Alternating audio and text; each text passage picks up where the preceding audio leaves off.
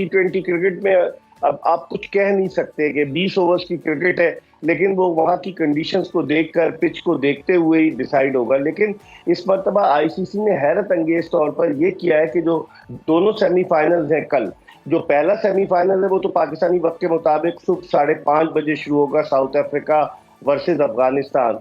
उसके लिए उन्होंने रिजर्व डे रखा है। लेकिन जो दूसरा सेमीफाइनल है जो पाकिस्तानी वक्त के मुताबिक शाम 7:30 बजे शुरू होगा गयाना में, भारत बमुकाबला इंग्लैंड, उसके लिए कोई रिजर्व डे ही नहीं रखा। ये तो पाकिस्तान क्रिकेट का अलमिया है। अगर थोड़ी सी तबाही रह गई होगी तो वहाब रियाज को मजीद इख्तियारात दे दिए जाएंगे, वरना वो पाकिस्तान क्रिकेट बोर्ड के डिफेक्टिव चेयरमैन बने हुए थे, क्योंकि चेयरमैन साहब इतने मसरूफ होते हैं, उनके पास वजारत दाखिला और इंसदाद मंशियात का भी चार्ज है, तो वहाब रियाज सब कुछ कर रहे थे। अब आप देखें ना कि जो 7 रुकनी सिलेक्शन कमेटी बनाई, उसमें कोई चीफ सिलेक्टर इसलिए नहीं बनाया कि मोहम्मद यूसुफ उस सिलेक्शन कमेटी में थे और वो 90 टेस्ट खेले थे, पाकिस्तान के कप्तान थे। वहाब रियाज सिर्फ 27 टेस्ट मैच खेले और उनको अगर वो अनाउंस कर देते तो शोर मच जाता। हमें ज्वाइन किया है सीनियर स्पोर्ट्स एनालिस्ट है मिर्जा इकबाल बेग साहब, बहुत शुक्रिया आपके वक्त का। मिर्जा साहब, अफगानिस्तान ने तारीखी कामयाबी हासिल कर ही ली, बिलाखिर पहली दफा वो वर्ल्ड कप के सेमीफाइनल तक पहुंच गए हैं। कल मुकाबला होने जा रहा है, कामयाबी क्या देखते हैं, साउथ अफ्रीका की होगी या अफगानिस्तान की? देखें, जिस तरीके से अफगान प्रोग्रेस किया है 2023 से लेकर अब तक, गुज़िश्ता बरस से लेकर अब तक, अगर अफगानिस्तान की हम कारकर्दगी को देखें तो अफगानिस्तान ने स्टार्ट किया था पाकिस्तान के खिलाफ, जो शारजा में 3 T20 इंटरनेशनल मैचों पर मुश्तमिल सीरीज हुई थी, वो 2-1 से जीती। फिर उसके बाद अफगानिस्तान की गुज़िश्ता बरस T20 जो 50 ओवर्स का वर्ल्ड कप था, उसमें कारकर्दगी बड़ी शानदार रही। इंग्लैंड को उसने हराया, पाकिस्तान को हराया, 6ठे नंबर पर आई वो। तो अगर ग्लेन मैक्सवेल इतनी तबाहकुन इनिंग न खेलता मुंबई में अफगानिस्तान के खिलाफ, तो अफगानिस्तान के आगे जाने के चांसेस थे। फिर उसके बाद इस T20 वर्ल्ड कप में भी अफगानी टीम की कारकर्दगी बड़ी शानदार रही है। मैं समझता हूँ कि वो डिजर्व करते हैं। उनके पास वसाइल नहीं है, कोई इंफ्रास्ट्रक्चर नहीं है, अफगानिस्तान में ग्राउंड नहीं है, कोचेज वो मुसलसल बदलते रहे। अब जॉनथन ट्रॉट जो इंग्लैंड के साबिक टेस्ट बैट्समैन है, वो उनके हेड कोच हैं, और डेवान ब्रावो जो वेस्ट इंडीज के फास्ट बॉलर ऑलराउंडर है, वो उनके बॉलिंग कोच हैं। तो अब उनकी टीम प्रोग्रेस कर रही है, और सबसे बढ़कर ये कि उनका कप्तान एक ऐसा है राशिद खान कि जिसमें बड़ी एनर्जी है, और जिस तरीके से वो अपनी टीम को लेकर चल रहा है, फ्रंट से लीड कर रहा है, चाहे बॉलिंग हो बैटिंग हो, तो मैं समझता हूँ अफगानिस्तान की टीम बड़ी जबरदस्त टीम बन चुकी है, और डेफिनेटली वो टफ टाइम देगी साउथ अफ्रीका को सेमीफाइनल में। तो सर, अभी तगड़ा मुकाबला देख रहे हैं, एक्सपेक्ट कर रहे हैं, क्या लग रहा है आपको, किसको पहले बैटिंग करनी चाहिए, किसको बॉलिंग करनी चाहिए? देखिए अजीम, इसमें तो T20 क्रिकेट में अब आप कुछ कह नहीं सकते कि 20 ओवर्स की क्रिकेट है, लेकिन वो वहाँ की कंडीशंस को देखकर, पिच को देखते हुए ही डिसाइड होगा। लेकिन इस मर्तबा आईसीसी ने हैरत अंगेज तौर पर यह किया है कि जो दोनों सेमीफाइनल्स हैं कल, जो पहला सेमीफाइनल है वो तो पाकिस्तानी वक्त के मुताबिक सुबह 5:30 बजे शुरू होगा, साउथ अफ्रीका वर्सेस अफगानिस्तान। उसके लिए उन्होंने रिजर्व डे रखा है। लेकिन जो दूसरा सेमीफाइनल है जो पाकिस्तानी वक्त के मुताबिक शाम 7:30 बजे शुरू होगा गयाना में, भारत बमुकाबला इंग्लैंड, उसके लिए कोई रिजर्व डे नहीं रखा।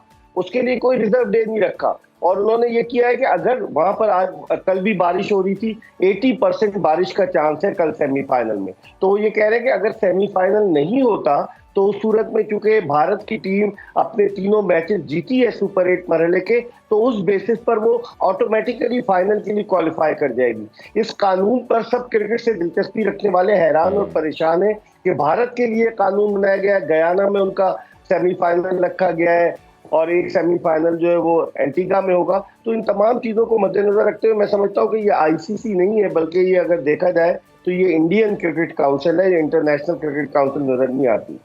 ये बातें तो मिर्जा साहब बहुत अरसे से होती हैं वैसे, कि एक फेवरेटिज्म तो नजर आता है भारत की टीम को देख के।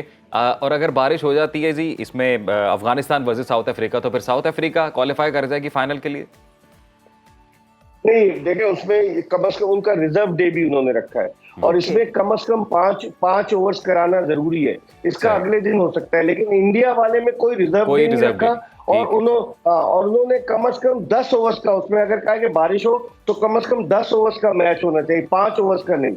और इधर कट ऑफ टाइम जो है वो 90 मिनट है, जो अगर साउथ अफ्रीका और अफगानिस्तान के मैच में, वहां पर उन्होंने कट ऑफ टाइम 4 घंटे 10 मिनट रखा है। तो आप अंदाजा लगाएं कि डिफरेंट रूल्स बनाए हुए हैं आईसीसी ने। मैं तो खुद हैरान हूं, मैं खुद तो मिर्जा साहब ये कहीं इसलिए तो नहीं कि भारत जो है वो अभी तक नाकाबिले शिकस्त रहा है, तो इस वजह से ये रूल चेंज कर दिए उनके लिए? देखिए शहर बानो, देखिए अगर मसला ये है कि भारत की टीम 2013 के बाद से कोई आईसीसी का मेजर इवेंट नहीं जीती है, वो आखिरी मर्तबा चैंपियंस ट्रॉफी जीती है। अब भारत जो था अपने मुल्क में फाइनल भी हार गया, आपने देखा होगा। तो चाहे स्पॉन्सर्स की वजह से, दीगर चीजों की वजह से भारत को प्रेफरेंस दी जाए as compare to other countries who are associated with ICC. तो अब देखें, ये फेवरेटिज्म नहीं होना चाहिए, आईसीसी को न्यूट्रल होना चाहिए इन माय ओपिनियन। तो फेवरेटिज्म या डिस्क्रिमिनेशन जो की जा रही है आईसीसी की जानिब से, इस पर कोई आवाज नहीं उठा सकता?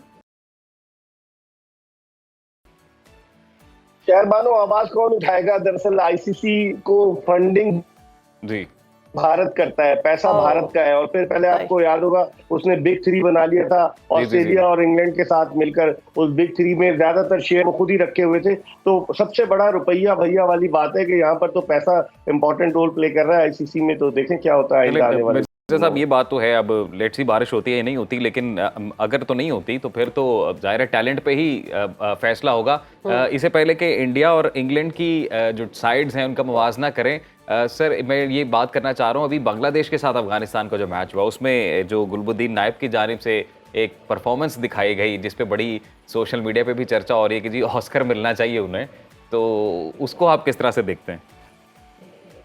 देखिए अजीम, ये क्रिकेट जेंटलमैन्स गेम है। अब इस तरह के गिमिक्स आ गए क्रिकेट में जो इस जेंटलमैन्स गेम को नुकसान पहुंचा रहे हैं। सबने देखा नूर अहमद बॉलिंग के लिए अपने स्टार्ट पर पहुंचा और अचानक ही गुलबदीन नायब जो स्लिप में गिर गए।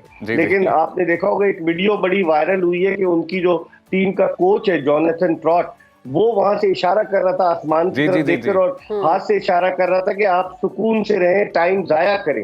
और उसको फॉलो करते हुए वक्त जाया किया, वो गिर गया। और कमेंटेटर्स भी कह रहे थे ये बहुत ही बड़ी मज़ा खेज बात है क्रिकेट के खेल में। और आप दिलचस्प बात देखें कि उसका मसल पुल हो गया, एक खिलाड़ी गुलबदीन नायब को अपने कंधे पे सहारा देकर मैदान से बाहर ले गया और 20 मिनट बाद वही गुलबदीन नायब आकर बॉलिंग कर रहा है। तो मैं तो हैरान हो गया कौन सा जादू कर दिया उस पर कि वो जल्दी फिट हो गया। तो इस पे आईसीसी भी परेशान है और क्रिकेट से दिलचस्पी रखने वाले लोग भी परेशान हैं।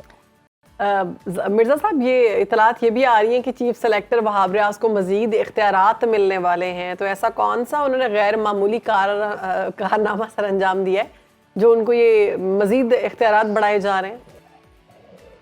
देखिए शहरबानो, ये तो पाकिस्तान क्रिकेट का अलमिया है। अगर थोड़ी सी तबाही रह गई होगी तो वहाब रियाज को मजीद इख्तियारात दे दिए जाएंगे, वरना वो पाकिस्तान क्रिकेट बोर्ड के डिफेक्टो चेयरमैन बने हुए थे। क्योंकि चेयरमैन साहब इतने मसरूफ होते हैं, उनके पास वजारत दाखिला और इंसदाद मंशियात का भी चार्ज है। तो वहाब रियाज सब कुछ कर रहे थे। अब आप देखें ना कि जो 7 रुकनी सिलेक्शन कमेटी बनाई उसमें कोई चीफ सिलेक्टर इसलिए नहीं बनाया कि मोहम्मद यूसुफ उस सिलेक्शन कमेटी में थे और वो 90 टेस्ट खेले थे, पाकिस्तान के कप्तान थे। वहाब रियाज सिर्फ 27 टेस्ट मैच खेले और उनको अगर वो अनाउंस कर देते तो शोर मच जाता। तो वो अनऑफिशियल गैर एलानिया जो थे चीफ सेलेक्टर भी थे। फिर उन्हें पाकिस्तानी टीम का सीनियर मैनेजर बनाकर भेज दिया गया टीम के साथ। फिर उसके बाद उन्होंने वहां पर आप देखें डैलस में जो खबरें आई कि $25 देकर लोग जा रहे थे कव्वाली नाइट में और पाकिस्तानी क्रिकेटर्स के साथ सेल्फियां बना रहे थे। एज अ मैनेजर वो नाकाम रहे। खिलाड़ी 1-1 बजे रात को वापस होटल लौट रहे थे, कोई डिसिप्लिन नहीं था। तो इतनी सारी खराब पार्टियां इतनी सारी खराब कारकर्दगी के बावजूद अगर उनको और उनके इख्तियारात में इजाफा किया जाएगा तो ये पाकिस्तान क्रिकेट का अलमिया होगा। इससे ज्यादा मोहसिन नकवी साहब तो कह रहे थे मेजर सर्जरी की जरूरत है, यहाँ पर तो ये कामयाबियां मिल रही हैं इनको। मेरे ख्याल में ये सर्जरी का जो शोशा छोड़ा गया ये इसलिए कि अवाम के जज्बात को थोड़ा ठंडा किया जाए। क्योंकि इंडिया के खिलाफ, भारत के खिलाफ अगर 120 रन आपकी टीम नहीं कर सकती, आप 6 रन से हारेंगे, तो लोगों में के जज्बात तो मुश्तइल होना लाजमी सी बात है। क्योंकि लोग क्रिकेट से प्यार करते हैं। पाकिस्तान जी सिग्नल्स का मेरे ख्याल से कोई मसला आ रहा है, अभी कोशिश कर रहे हैं दोबारा से मिर्ज़ा इकबाल साहब को रिकनेक्ट किया जाए। तो ये जो बात उन्होंने की है इस वक्त के जो अहम मार्का होने जा रहा है और सेमीफाइनल्स के हवाले से जो एक बड़ी अहम उन्होंने तवज्जो दिलाई रिजर्व डे के हवाले से कि रिजर्व डे रखा गया है जनाब अफगानिस्तान और साउथ अफ्रीका सेमीफाइनल के बाद, लेकिन इंडिया और इंग्लैंड के बाद कोई रिजर्व डे नहीं है और डायरेक्ट फाइनल होने वाला है। और इन केस अगर बारिश हो जाती है तो फिर इंडिया, चूंकि अब तक बेटर परफॉर्मेंस रही उसकी इस पूरी वर्ल्ड कप सीरीज में, नाकाबिले शिकस्त रहा है। बिल्कुल, तो इसी बुनियाद पर वो डायरेक्ट जो है क्वालिफाई कर जाएगी लेकिन फाइनल उसमें के लिए। उन्होंने ये भी बताया कि डिस्क्रिमिनेशन और फेवरेटिज्म की सूरत हाल देखने में आ रही है कि वहाँ पर कहा गया है कि कम से कम 5 ओवर्स किए जाएं साउथ अफ्रीका और अफगानिस्तान के मैच में, और यहाँ पर कहा गया है कि 4 आवर्स और समथिंग। बिल्कुल, क्योंकि रिजर्व डे नहीं रखा गया, रिजर्व डे भी नहीं रखा गया, बिल्कुल। तो ये एक बात तो है जी, और लेट्स सी कि अब ये ऊंट किस करवट बैठता है, और आई एम श्योर कि एक तगड़ा मुकाबला देखने और को जो तो मेजर मिलेगा। सर्जरी की बात की जा रही थी, मेजर सर्जरी जो है उस पर कहा जा रहा है कि ये बात जो है ये अब हवा में उड़ा दी गई है। उस वक्त आवाम को रिलैक्स करने के लिए, ठंडा करने के लिए कहा गया, क्योंकि पाकिस्तान की जो टीम है वो 120 रन ना बना सकी भारत के खिलाफ। तो मुझे शर्मानो वैसे पता है मेजर सर्जरी क्या है? क्या है वो है डोमेस्टिक क्रिकेट। वो उन्होंने खुद सजेस्ट कर दिया कि जी डोमेस्टिक क्रिकेट खेलना लाजम है, तो अब इस तरह से नहीं हो बट सकता इन प्लेयर्स आप के हवाले डायरेक्ट से भी कुछ टीम होना ला दें। चाहिए था। इतनी खराब परफॉर्मेंस आप कर रहे हैं, वो भी आप T20 वर्ल्ड कप में, तो आप शायद नहीं इस काबिल कि आप खेल पाएं, क्योंकि पूरी आवाम, पूरी कौम जो है उनकी इमोशंस आपके साथ जुड़ी हुई है। बिल्कुल इमोशन साथ जुड़े हुए हैं। मिर्जा इकबाल साहब एक बार फिर से हमें ज्वाइन कर चुके हैं। मिर्जा साहब, मैं आपसे पूछ रहा था सर कि क्रिकेट इंसाइक्लोपीडिया आपको कहा जाता है और बड़ा इंटरेस्टिंग और दिलचस्प आपका तज्जिया भी होता है, बड़ी गहरी नज़र है क्रिकेट पे आपकी। आपको क्या लगता है सर इस पूरी सीरीज में या पाकिस्तान की जब परफॉर्मेंस देखते हैं, कहाँ चूक हुई, कहाँ गलती हुई? अजीम, देखें, इसमें सबसे बड़ी गलती जो आपने टीम का इंतखाब किया था, एक 7 रुकनी सिलेक्शन कमेटी ने बैलेंस टीम नहीं थी। 15 खिलाड़ियों का जो इंतखाब किया गया उसमें 5 ओपनर्स थे, उसके अलावा 5 फास्ट बॉलर्स थे, 2 मिडिल ऑर्डर बैट्समैन थे, और अगर आप ओवरऑल देखें तो उस टीम में 3 विकेट कीपर्स थे। तो आपकी ऑफिंग स्पिनर्स कौन थे? 2 स्पिनर्स आपके पास, शादाब खान और इमाद वसीम। मिडिल ऑर्डर में जानबूझकर आपने नई लोगों को, जो डिजर्विंग था, सलमान अली आगा, उसको नहीं रखा, अब्दुल्ला शफीक, बहुत सारे ऐसे प्लेयर थे।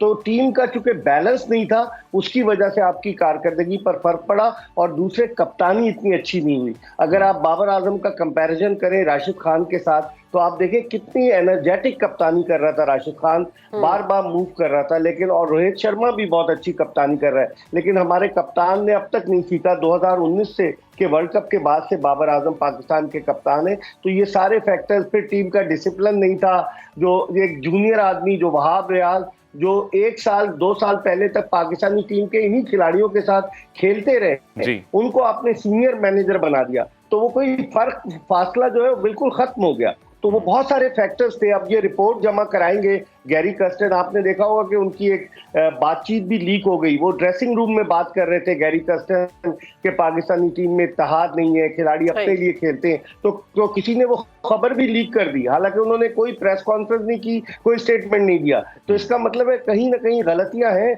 और पीसीबी के चेयरमैन मोहसिन नकवी साहब को इन तमाम गलतियों का अजाला करना पड़ेगा, बजाय इसके कि आप गद्दाफी स्टेडियम की, ठीक है, अच्छा काम किया, आपने बिल्डिंग गिरा दी, चैंपियंस ट्रॉफी की आप तैयारी कर रहे हैं। आप डोमेस्टिक क्रिकेट में आप वही नई बोतल है पुरानी शराब, वही लोग उनके साथ मौजूद हैं जो डोमेस्टिक के चीजें चेंज करना चाह रहे हैं। तो जरा सा अगर वो इस पर कंसंट्रेट करें तो I think Pakistan cricket can be better.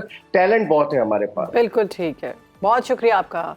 हमारे साथ मौजूद थे सीनियर एनालिस्ट मिर्जा इकबाल बेग साहब, और वो इस हवाले से बता रहे थे कि हमारे पास टैलेंट तो बहुत है लेकिन उसकी कदर नहीं है और सिलेक्शन भी ठीक नहीं हुई।